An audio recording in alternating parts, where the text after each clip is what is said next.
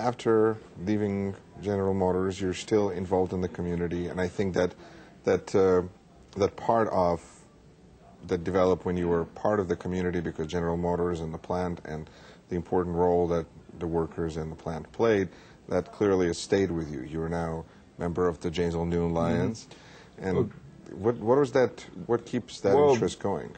That was one of the things. Again, it goes back to the way that I was brought up.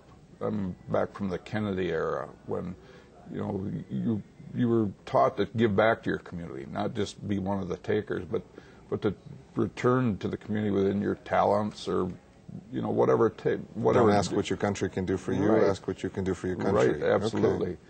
Okay. And so that's, like I say, that's the way that I was raised and it was instilled with me. So at first it was really a struggle when the plant closed because, like I say, I was there for 2/3 of my life. Those were my friends. I spent more time actually with the people at work. 10.5 hours.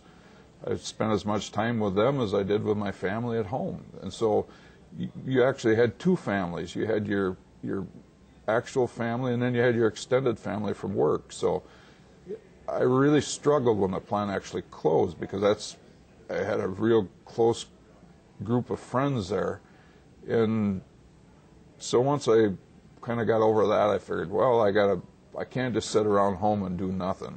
There's different things that I can do. What talents do I have? And one of the things that I looked at was the Lions Club because I had a real good friend when I was growing up that was active in the Lions, so they used to always have different articles about the Lions Club in the newspaper and stuff.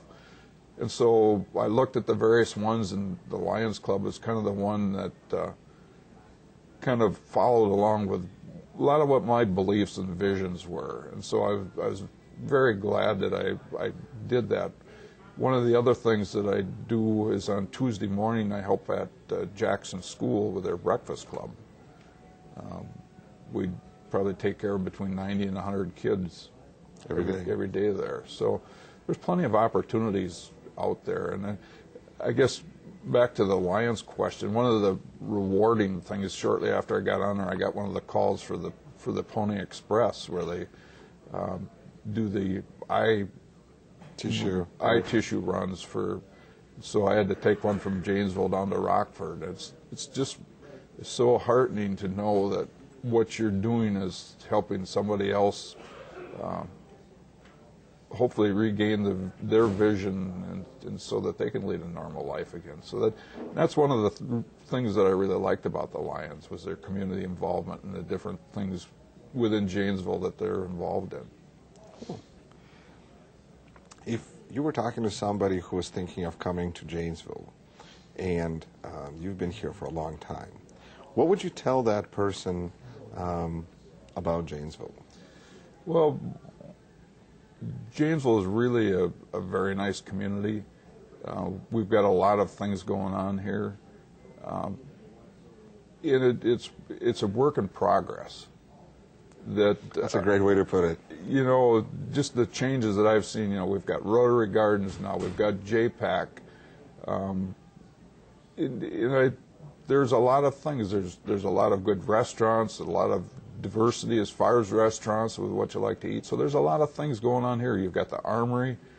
And then the thing that's good about Janesville is it's close to everything. If you can't find what you want here in Janesville, you can go to Madison, Milwaukee, Rockford, Chicago. It's not really that far away, so it's kind of a hub. You can enjoy what is here, and if what isn't available, it's sure close enough where you could get involved in it. Well, and I should finish by saying that you're also a natural Santa Claus, and you continue to give to the community every Christmas by growing out your beard and dyeing it white, and even whiter than it is. Yes, that's one of the things that I really enjoy, and actually that was one of the things that evolved from my city council experiences.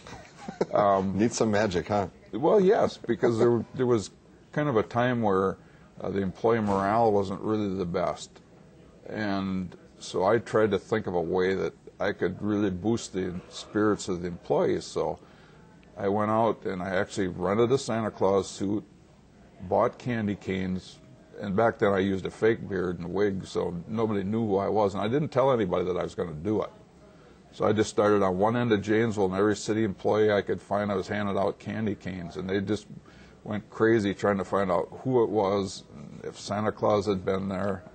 And it's one of the things that even though I'm off from the council, everybody thought that, well, Tom's gone, that Santa's gone. But this year I still did it. We've got new employees that don't really know what's going on. In fact, when the new city manager, when Eric Levitt first got here, fortunately Councilmember Bruner was meeting with him in the office when I made my Santa Claus run, because he was wondering, who the heck is this and what is going on here?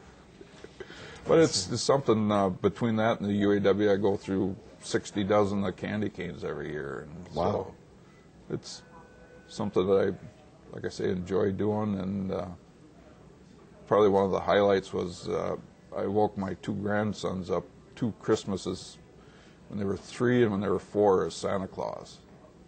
And I used my fake beard and wig then, and they didn't have a clue who I was. So it was fun. So you verified that Santa is real. Yes. Tom, thank you so much. Thanks for everything you do. Good luck. Okay, thanks, Yuri.